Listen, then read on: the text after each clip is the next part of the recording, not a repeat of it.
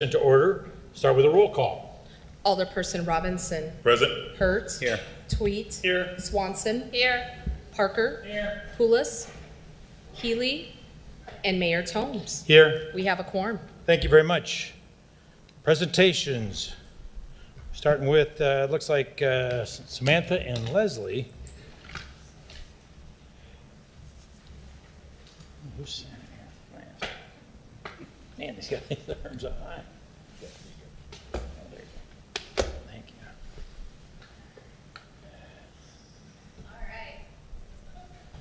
There we go. So we are here to talk about tobacco ordinance.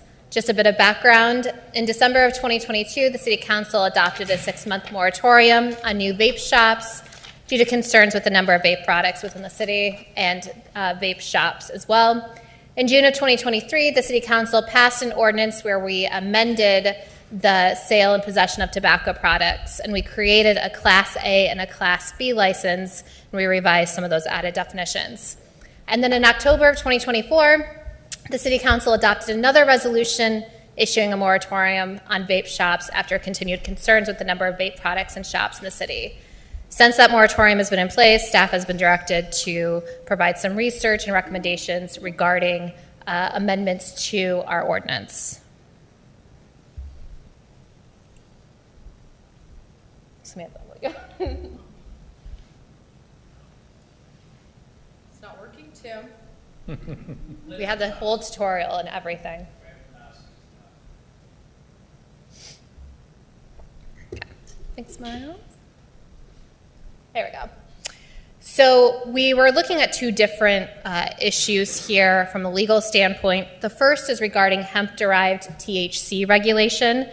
So hemp was legalized actually by the 2019 federal farm bill at the federal level, and that defined hemp as a cannabis plant and all derivatives that have less than 0.3% Delta-9 THC. As a result of that, producers then found ways to synthetically derive other cannabinoids such as Delta-8, Delta-10, and other THC that gets users high but falls under that hemp definition. Hemp products are generally not required to undergo testing to verify potency and purity, so we're kind of in this gray area between cannabis and hemp. In January of 2025, the Hemp Consumer Products Act, or HB 4293, was a Governor Pritzker bill. It passed the Senate and it stalled in the House. We anticipate that similar legislation will be introduced at that time. The discussions are expected to start back up soon. At issue is the large amount of money that hemp-derived products provide to the state economy, and then also balancing those safety risks. Hemp industry advocates have called for regulations, including age limits and safety safeguards to allow them to stay in business. But then also you've got the cannabis lobby, which argues that their hemp competitors should be held to the same lengthy, extensive licensing requirements which they face. There have been some Illinois cities that have adopted bans. Those that have adopted bans contend that statewide regulatory framework is needed for better regulation and effectiveness. Des Plaines, Elk Grove, Highland Park, Lake Zurich, Tinley Park, Orland Park, Waukegan, and Wheeling have outlawed or limited the sale of hemp products. So you get a lot of those municipalities that are around the Chicago area that do have greater resources to regulate those products. Police often struggle to convince prosecutors to go after hemp products because of the federal law that allows for the hemp products. If we were to institute a ban, the effectiveness of ban in Rock Island would be limited as it is offered by all of the surrounding communities.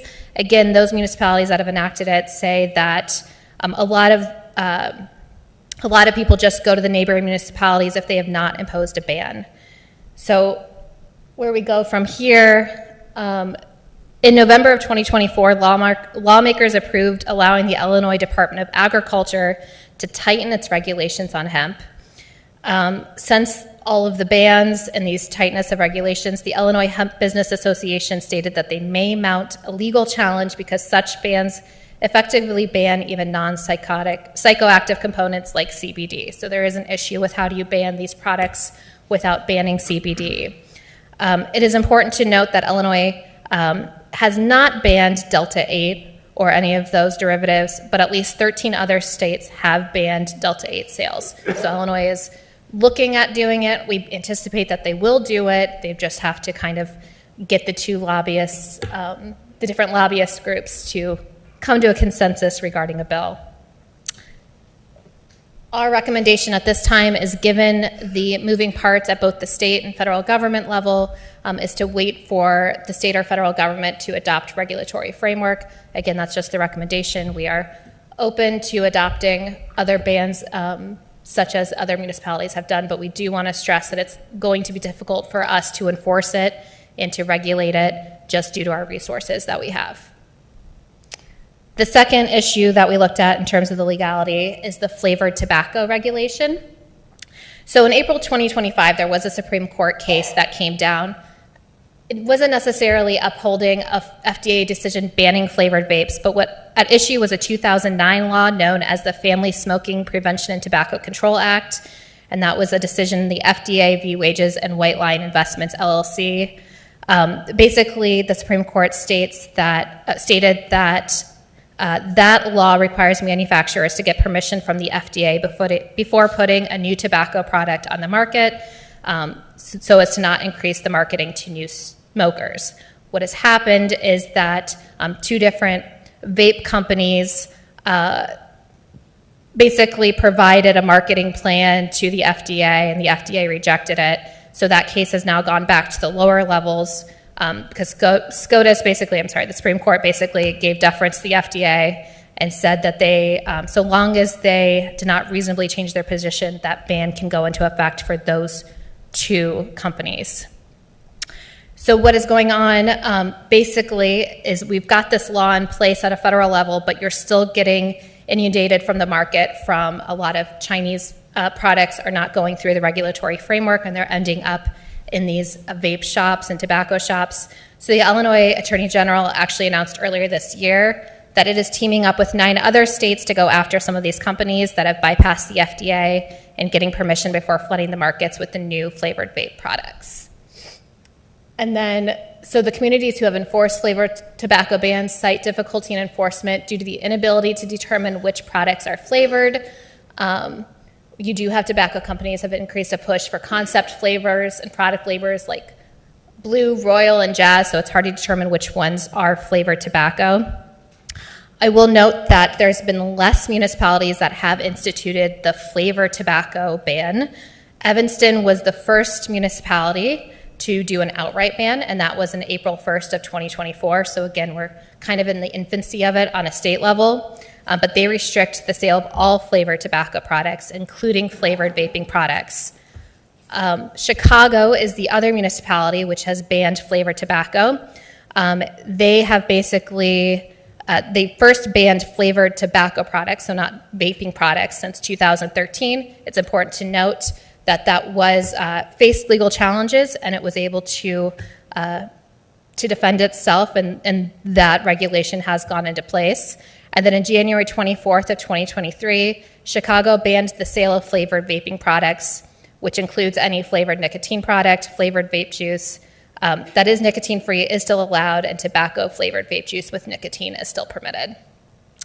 So again, there hasn't been that many municipalities that have banned the use of the flavored tobacco, so we are kind of in its infancy there too. So Illinois hemp and cannabis industries are facing significant legal challenges, including issues with the proposed regulations, product labeling, THC limits, and licensing practices. And again, in practice, it's going to be hard to regulate on a city level without first having some kind of regulatory framework at a state or federal level. And with that, I will turn it to Samantha. Okay, thank you. So based on that, the proposals we have to the current tobacco code include tightening up our definitions and adding definitions, for example, smoking herbs, vaping devices, tobacco accessories. We had those definitions previously, but they weren't included in some of the language that pertain to products for a Class A or Class B license. So these updates will help us in the city clerk's office, help PD, who will be assisting us with any kind of enforcement, better determine what type of business they are, and then also allow the city to have tighter kind of enforcement with these updated definitions.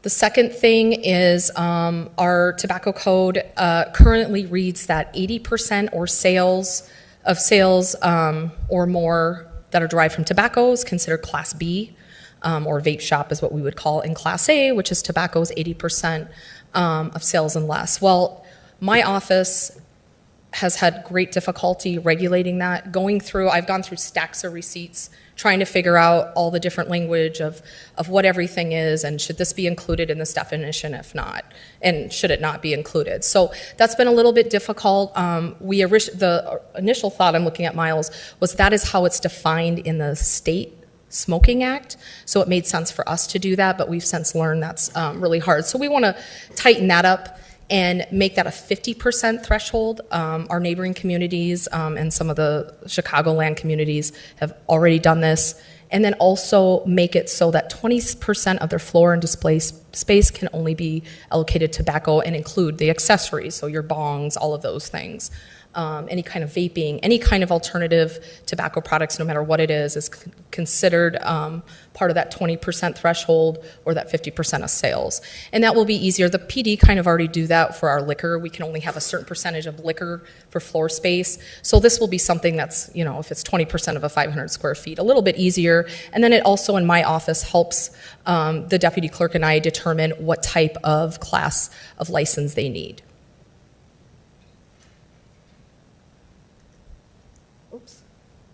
Okay, the other recommendation we have is to amend the code to limit, just like we do currently with liquor, to limit the number of licenses. Currently we have 35 Class A, that's all your convenience stores. And then we also have the 4 Class B, which are what we considered vape shops under the old code, right?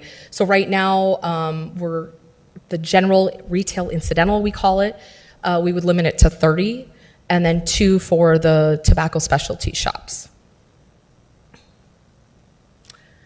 Changes, I did a comparison with other cities. It's a good time to raise some of those fees. It's not a lot, $150 to $200 and then $250 to $300, but that is comparable. And then also some of the other changes were removing outdated language. We had language still in there that showed a minor 18. That's not the case, it's 21.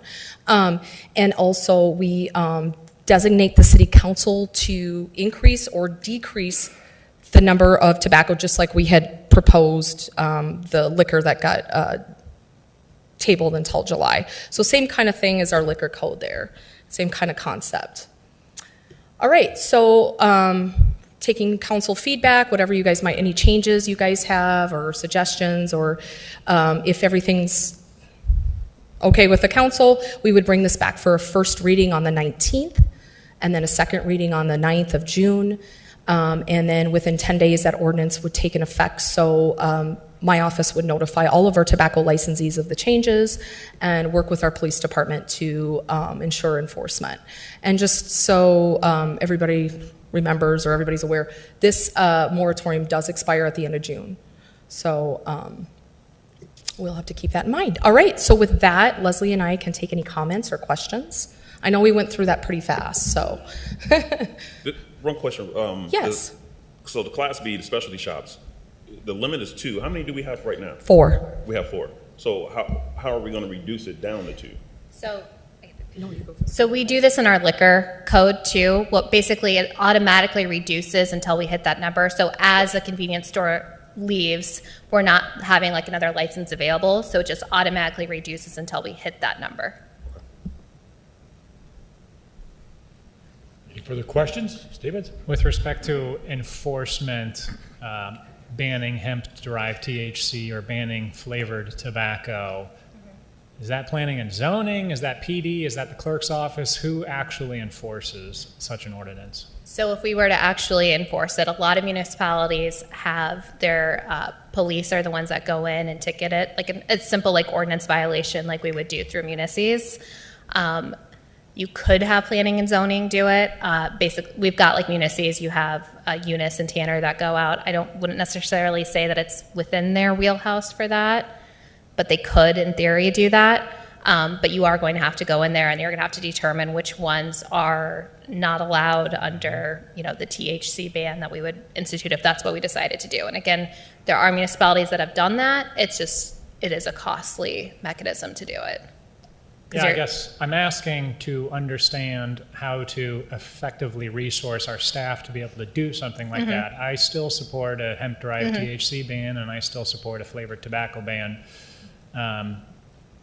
Potentially, I don't plan on supporting the amendments that are going to be coming forth this month and next because of the absence of the hemp-derived THC and flavored tobacco ban, but I'm also sympathetic to making sure that our staff is sufficiently resourced to do that. So I guess, is the difficulty enforcing it more so like staff numbers, things like that, or is it more so how do we figure out if something is flavored or not? Exactly. So part of it, yes, is the staffing shortage. Everybody's aware our police department, I can't speak for Chief, here he is, but does have a shortage right now. But it also has to do with expertise. So if you're sending somebody in, a police officer, what experience and training do they have to determine how is it a flavor? How do you know? Do you test it? Do I do that? Does Amanda do that? You know what I mean? How do you know if it's THC or not? And then I'll let her talk about the legal, like if somebody gets pulled over with it and all those things. So that's kind of more where I was coming from with that. Yeah, and I can't remember which city it was, but they did basically a raid in terms of the THC ones. And there is difficulty with testing the hemp-derived THC and the test that they have effectively to see whether or not they meet certain thresholds, just because it's kind of a relatively new area. So there's a lawsuit against that municipality that had instituted that and kind of conducted a raid on one of these tobacco vape shops that were selling these hemp products. And so that is still pending right now. So it does open us up to litigation because it's still kind of in its infancy of regulations and regulatory framework, just being one of the first municipalities. And I would note also the issue that we would have is our neighboring communities do not have that outlawed. And so whether or not it makes sense to institute a ban, all it's going to do is drive business to those other municipalities. People are still going to go and get their flavored nicotine. They're still going to go and get their THC-derived, drinks or vapes. All that is doing is taking that business to the other municipalities. So yes, there's an issue with the way that we can test, at least with the THC, and then there's an issue with identifying flavors when it comes to the flavored tobaccos. Not saying it's impossible, because it is something that we can do, but there is that litigation risk because it hasn't been done at the statewide level. Is it more so, okay, staff, come back in 12 months to figure this out, or is this something like hire a consultant that has expertise in this? I would feel more comfortable. So let's do it one by one, right? So in terms of the flavored tobacco, I would be more comfortable monitoring the situation. Again, Evanston, the full ban took place last year, April of last year. Just making sure that they're not getting any litigation, any kind of lawsuits from these tobacco companies, and seeing how their ban works. Again, they do have the staff, and it's a very wealthy suburb, so it's a little bit different. And then in terms of the THC, again, that is something that's really up in the air in terms of the federal and state level. Like I said, 13 states have banned it. I do believe Illinois is on its way to do that once they can just get that framework down. So I hate to say, well, let's revisit it in 6 months, but I would feel more comfortable instituting those bans in 6 months, just seeing how those legal frameworks kind of play out. I guess my thought is I'm not comfortable with basically just deferring to the state and federal governments to figure this out. I would like to see Rock Island lead on this.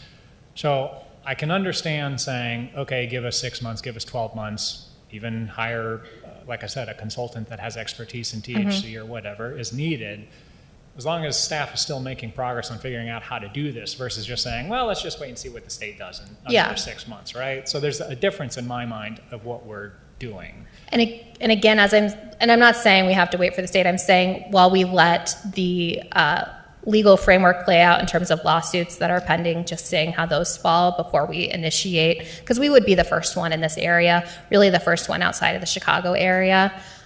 Whether that would make us a target for lawsuits, I don't know. I will say Chicago, though. Chicago's, their flavored vaping went into effect.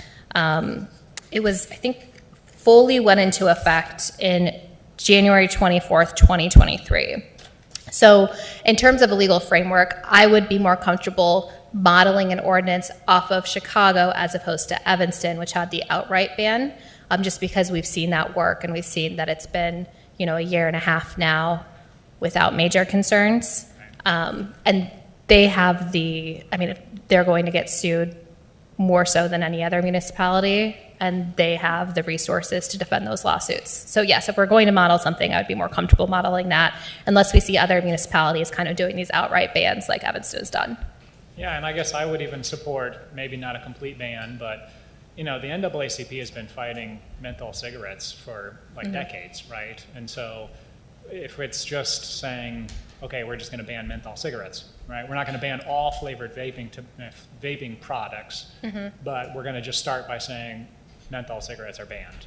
That would be, right. Is that I don't want to say compromise, but is that something that we could do? Well, I'm deferring to you because menthol is defined in the federal code, so I don't know, can we preempt the federal code?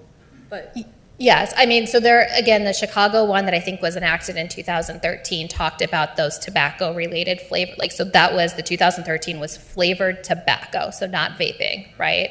And that ban has been in place, that has been legally challenged, and it has been in effect since 2013. They also instituted in 2013, it was basically a ban against all vape shops. They made an exception for actual tobacco stores, but your convenience stores couldn't sell it within, I believe it was 500 feet of any school. And that has not been, that's also been legally challenged, and that's been fine as well. So something like that in those areas where we can kind of, chip away at it, I would be more comfortable than doing an outright ban. Okay, this sounds like potentially an agreement, and I don't know what the rest of my colleagues on city council think, but could we consider a flavored tobacco ban and not talk about vapes yet? Is that someplace that we could make progress? Does staff feel like we have sufficient staffing to start something like that? So mine would just be the Can I enforcement. ask a question real I quick would before- defer to the police department on enforcement because they'd be the ones to have to go in and enforce that. Moses, were you going to say something real quick? Yeah, I just wanted to know, how is Chicago enforcing these bans? What are they using to enforce these bans? I don't know that off the top of my head. I believe it's police going in and doing the tickets. They also, I think from what I read, their clerk's office too has a special, they're just not a two-man job. You know what I mean? They have a special tobacco division, and then with their police or with their resources. Did you need the chief? Did someone want to talk to the chief? Is that her? I don't know. That's up to all of you. I just thought I'd defer to him on any staffing questions because I'm not really sure. I guess as one member of the city council, I would request that something modeled off of Chicago's 2013 legislation that bans flavored tobacco, that has been demonstrated for a decade plus now that it can be defended and is effective, be considered.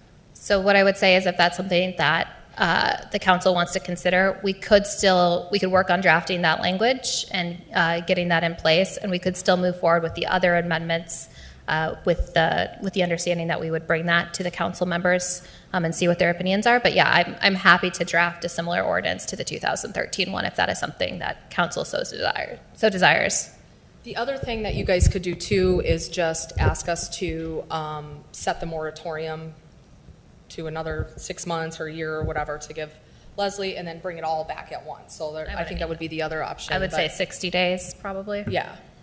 I think one of the most important things, though, we have to understand how are we going to enforce this? Because if not, you're putting something out there and you're going to make it harder for us to kind of mandate it. And yeah. I'm looking at Todd or Chief McLeod for that one. So, oh, you guys want to answer that? Did you have any comments? Chief, did you have any comments? So it can be done. It's not going to be the easiest thing in the world, but we already do at least one tobacco compliance check a year, usually through a grant, where we're going to send underage agents in to see if they can purchase. And we do it at every single place that is allowed to sell tobacco. So then the question would be is, are we having them go and finding the the flavored stuff? Well, anybody could really go in and do that, but it would be taxing a little bit on our already understaffed department.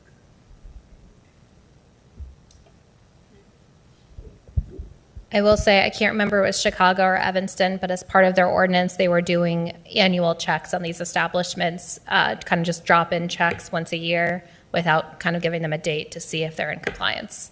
So it is something you don't necessarily have to go out all the time, but kind of just doing like an annual review at a certain point in time.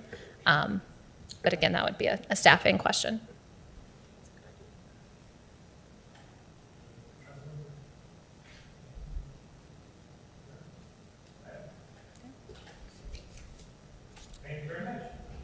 Appreciate Thank you. that. All right, next up, Jerry, are you ready? Yes.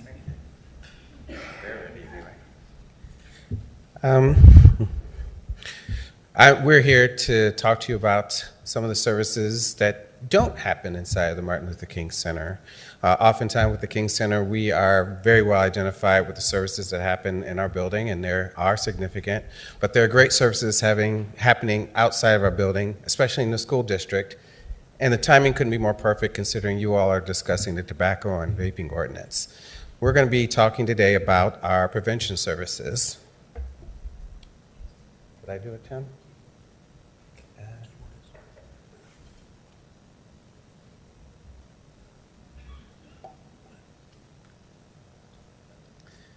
And as Tim gets us ready, instead of myself doing the presentation, I brought the experts, our prevention team, headed by Mr. Carlos Jimenez.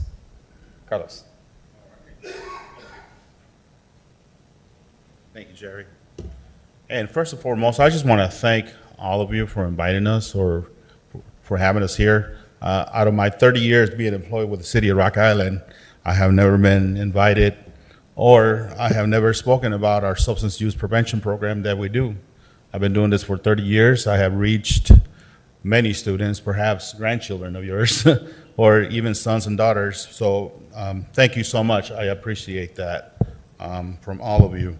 So we're here to talk about the MLK prevention program. So, yeah. What is prevention? Well, before that, let me introduce to you my coworkers. We have to my right, we have Adriana Blanco. All right. And then after that, we have to my right also is Adriana Rubio. All right. We have two Adrianas at the Martin Luther King Community Center.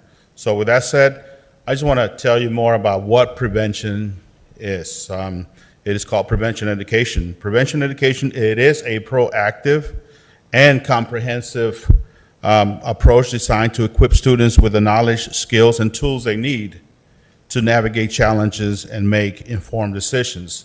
Mind you, this is about substance use and teenage pregnancy prevention. So as the two individuals were speaking earlier, absolutely we can connect to that conversation. And definitely not only are we approaching or reaching youth, but also adults as well.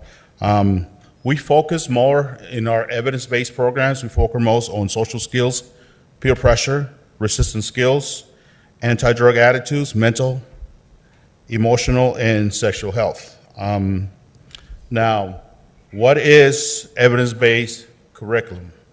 According to the federal government, this is what they say. Evidence-based refers to practices or programs that have been scientifically proven to be effective in improving outcomes for individuals. These practices are based on rigorous research, scientific evidence, randomized controlled trials, other evaluation methods, and designed to address specific needs and promote positive results. Now, substance use and pregnancy prevention topics are discussed in the classrooms. Also, we do a lot of outreach, and Adriana Blanco will tell you more about that. But substance use and pregnancy prevention topics are discussed in the context of expectations, peer pressure, influence, and as we all know, those of you who have teenagers, the role of the media. The role of the media has a huge impact on our adolescent and children's behaviors. Now, we focus on outcomes. Our program focuses on that, and we are mental health first aid certified. We can not only teach mental health first aid to the youth, but also to the adult population as well. I'm proud to say I am a certified counselor in prevention through the Illinois Certification Board. I've been certified since I don't know how long.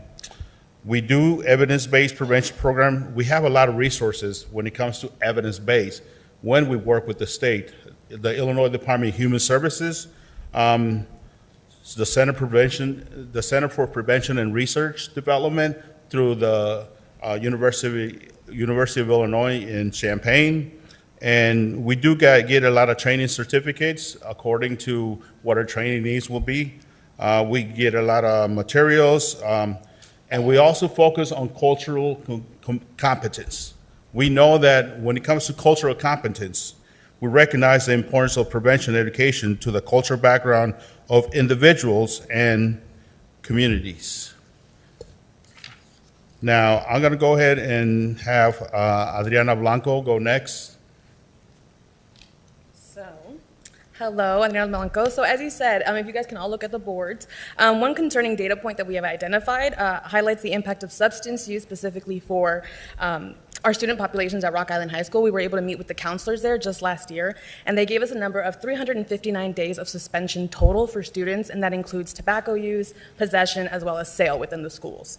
So we've also, if you look at the pie graphs to the right, it talks about how the ninth graders accounts for a notably higher percentage of of usage of tobacco compared to other grade levels. So this could suggest that a student entering high school might be facing other pressures, might be facing more stress, and could account for higher usage throughout freshman year. But with doing that, we contribute to a lot of making early intervention as well as educational that is critical in the early years.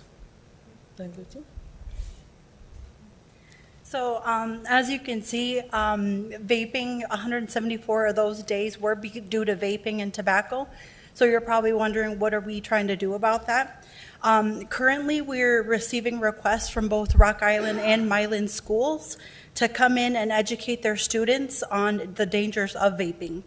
So we always make sure that it is age appropriate, as we have to teach this to kindergarten through 8th grade on this topic. So we get these requests either because schools have caught students with a vape in the classroom, students admitting that they have tried vaping at home to their teachers, but most of all because schools in Illinois are mandated to include some type of education of dangers of tobacco and nicotine use, and which does include vaping as part of their comprehensive health education programs. I alone have reached around a little over 600 students just in the last year, and as schools are wrapping up the year, we are seeing more schools reach out to us requesting this information for their students. Now, I want to speak to you about our prevention success. Now, earlier I mentioned the Center for Prevention and Research Development through the University of Illinois Champaign. They do the research. It is a third party. They see it through a different lens, and they evaluate our program. And yearly, I'm proud to say that the Teenage Pregnancy Prevention Program and the Substance Use Prevention Program, we have received 100% satisfactory from the state. All right, I just want to make sure that I point that out. And we have been, the Teenage Pregnancy Prevention Coordinator, Adriana Blanco, she has been invited to the National Teenage Pregnancy Prevention Conferences. So that is huge for us as well. And when it comes to vaping, thank you. Thank you very much. When it comes to vaping education, as we all know, vaping has taken over the regular cigarettes. And when we ask students, what is mostly commonly used amongst teenagers, and they say vaping instead of regular cigarettes. I can tell you more about it, but I know that our time is limited. And, another thing that I want to point out is that we also, in our curriculum, one of the requirements from the state is for us to do an opiates presentation lessons, and we do evidence-based curriculum that is based on science, that it works. So that's what we do as well. We also have the opiates component, over-the-counter drugs, prescription drugs. Next week, we're going to do a presentation to the seniors in regards to opiates prevention and overdose to at least 30 plus seniors there at the Martin Luther King Community Center next week on Monday, actually. We're going to do that at 1 p.m. So I'm going to go ahead and turn it over to Adriana. Don't worry, we're done after this. So, something we really want to also hound in, we do a lot of community outreach. That's also a really big part. When it comes to teenage pregnancy prevention, we have done a variety of prevention bag distributions, so just making it a lot easier to access those resources in case you can't go a lot of the times above hill, which is where you find other resources, unfortunately. Most recently, that includes other prevention tactics that we've done have been the Drug Take Back Day. We were able to get, I believe it was 400 pounds of unused prescription pills during that event, so we were able to get those off the streets as well. And we also sponsored a meal with the Youth Wellness Program at the Place to Be at the new YWCA. Part of that is we partnered with local businesses, so that was Pee-wee's as well as Nothing Bundt Cake's donated items. The effort of this, it aims to support and raise awareness for our local youth programs and valuable resources they offer, promoting healthy choices and positive community spaces for young, which a lot of the times that's what the youth are looking for. Where else can they go? What can they do to hang out with friends that is still fun, enjoyable, and relevant, that doesn't include always having adults necessarily nearby, right? But having those spaces where they can go and be. So we're really trying to foster those and that community engagement. So that's just kind of where we're at. And back to Carlos for what are we looking for next? All right. Well, thank you. Now, I just want to talk to you briefly, and this is in conclusion, some of the goals that we have. As Adriana did mention, I coordinate the National Prescription Drug Take Back Day. And to my right, I know Tim called me last year, why don't we have one in Rock Island? We do. Rock Island County Sheriff's Department, Justice Center, we have that, and they collected 100 pounds of unused prescribed medications or unwanted. Also, we partner with 6 other police departments as well, as far as Geneseo, Illinois as well. So we coordinate that through the Martin Luther King Community Center, and overall we had 400 pounds of unused prescribed medications that we collected as a community. We had 25 different volunteers, helping us. So it was an amazing, how can we broaden that? Budget, obviously with funding, now, another goal we have is broaden our reach, not just the city of Rock Island, because there has been a number of individuals that have requested our services outside of the city of Rock Island. Increase the numbers that we serve, not only in the school district, but also in our community. Stay current on best practices, and that takes professional development. Cultivate, build, and strengthen relationships with the Rock Island Milan School District, the city mayor, city alderman, and the surrounding community. Thank you so much for having us, guys. Yes, Mr. Hurt? Yeah, I have a question. So with the numbers that are so high for the freshmen as it relates to vape and tobacco use, has any data been collected at the junior high level? I mean, it's a high number there, which makes me think that the number Yes. in junior highs is high as well. Yes, Mr. Hurt, I think that I knew that you were going to be the one that was going to ask. And we also coordinate the Illinois Youth Survey. And in 2018, the 2 local middle schools and the high school took the survey. And this is what it said. This is 2018. In 2020 and 2022, they did not take the survey. But according to what I have in front of me, when it comes to e-cigarettes, percent of usage for 12th graders is 25%. That was back in 2018. Imagine the number now. For the eighth graders, as you stated, is 7% back then. I'm sure that is higher, all right, because of the availability. And for 10th graders, it's 17%. So that's the data that we received. I don't know if that answers your whole question, but Adriana can answer the rest. No, I just appreciate what you guys are doing. I mean, it looks like you're doing some good work down there. When I see these startling numbers of the freshmen, it makes me think that the problem is going back even further, and just kind of wondering what programs, or if there's anything in the future that you'll be doing to maybe reach, go down another into the junior high level. Jerry can answer that. Well, I'm not the expert, but we are constantly looking for those answers. The thing with vaping and actually with teenage pregnancy prevention is that it's a relatively new phenomenon within our community. And so we're consistently looking for our evidence-based curriculum to implement, because we just don't want to put efforts that are not going to do anything that's going to make a change. So we're consistently looking for that, and we are often looking for support for that moving forward. How many presentations did you make to 4th or 5th graders this year? Quite a bit. So we're going beyond middle school. We're getting elementary schools calling us, please do vape presentations to prevent these young kids, because they are actually disturbing the classrooms with this behavior. Mm-hmm.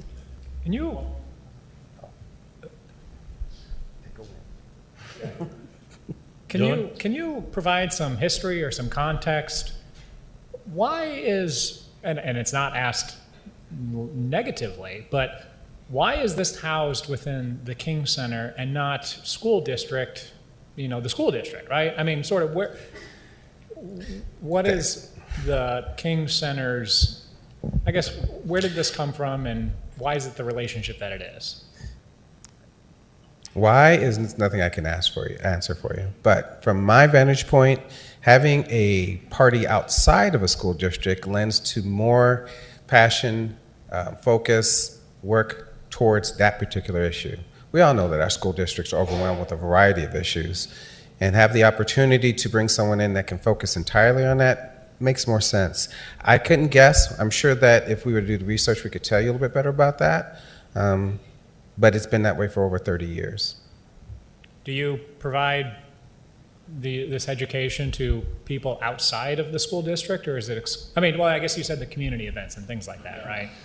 Okay. Right, and adults, older adults outside of our school district, if the request is made and we have the capacity to do so, we're going to do it. And I assume all of this is funded through grants from the state, or? Yes, through the Illinois Department of Human Services. Okay. So another great value add that comes to the state of Rock Island thanks to your investment in the Martin Luther King Center. All right. Thank you. Oh, I did have a question. This is timely. What are you hearing about hemp-derived THC products with our students? What are we hearing about? Yeah, I mean, our kids taking. Would you like to leave? I can answer that. All right. When it comes to THC, as we all know in this community, we have a couple of dispensaries. And right now, as we speak, if someone has medical marijuana, they get 2.5 ounces, I believe, per month or so. But 2.5 ounces of medical marijuana can make up to, and I believe the police department can attest to this, it can make up to 20 marijuana joints. 60 marijuana joints, 2.5%. I lived in a subsidized government housing, 1221 Fifth Avenue in East Moline by Hereford Park. And I don't recall individuals smoking, marijuana that much or whatsoever. So what are they going to do? They're going to sell it. They're going to share that to those individuals. But when it comes to children or students having that conversation, obviously we do have a lesson, a curriculum that is evidence-based, that we speak nothing but facts about marijuana, all righty? Medical marijuana and recreational marijuana as well. So it is available for students. If you look at the research, the Illinois Youth Survey, you know, the top 3 drugs of choice amongst teenagers here in the Quad Cities, obviously is alcohol, it is marijuana, and now vaping is taking over regular cigarettes. Yeah, and we do have fentanyl, and we have opiates, and the issue of opiates here in this community. I guess I was specifically asking about like Delta 8 products, like the stuff that you get in gas stations, because it's my understanding that, you know, state law says that a minor cannot go to NTI and purchase cannabis, right? Yes. But a teenager can go to the corner shop and buy Delta 8, Yes. you know, hemp, whatever. I mean, are The age is 21 still, Yeah, it's 20. even for the hemp Yeah. derived, because they're considered tobacco products. So they're covered under the Smoke-Free Illinois Act. Sorry, I just wanted to no, clarify. that's good. I mean, it's good to have information, but I mean, They- my question is specifically about hemp-derived THC products that are bought in corner shops, not NTI. Yeah, like spice, you mean? I don't even know. Spice is sold. I mean, I know that some gas stations have been, you know, have had some tickets regarding that, you know, but they're selling it. It's out on the street. It's my understanding that the state legislation that was proposed to ban Yeah. hemp-derived THC was Yeah. due to kids being able to access this stuff. And so I'm curious. I am curious as to, you know, you are the individuals going out there talking to our kids about substance abuse, broadly speaking. I'm curious if you could do some research to find out, you know, ask kids specific, I don't know how your program works, but if you could inquire and figure out if kids are in fact taking this Delta or this hemp-derived THC products, that would be really helpful to inform public policy. Yeah, and you know, that's why I love this program, because we do factual information, and the dangerous part about teenagers is they don't know what they're taking. When you say, do you like Delta 9 or Delta 8 or whatever Delta that might be, they're like, it's marijuana. All right, and that's the dangerous part. And now it's being laced with fentanyl, as you can ask the police department. So definitely, thank you for the question. Thank you. All right. Very good. Any other comments, questions? Thank you very, very much. It's appreciate the MLK filling the gap, seeing the need, and working with it. You know, and so it's very appreciative, and it's a very important this topic and a lot of things that MLK does over the years. So thank you. Thank you.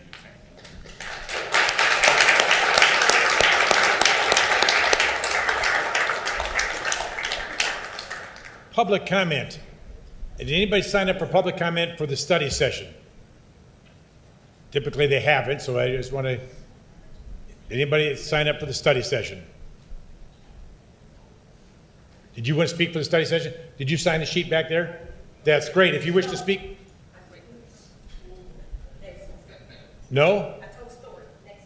Next one? Why do you listen to him? He's okay. If nobody's signed up, well, then we'll move on. But I want to make sure everybody got a fair shot. All right. If nothing else, I need a motion to adjourn. I make So a moved. motion. I second it. All right. Got to move seconded. All those in favor say aye. Opposed?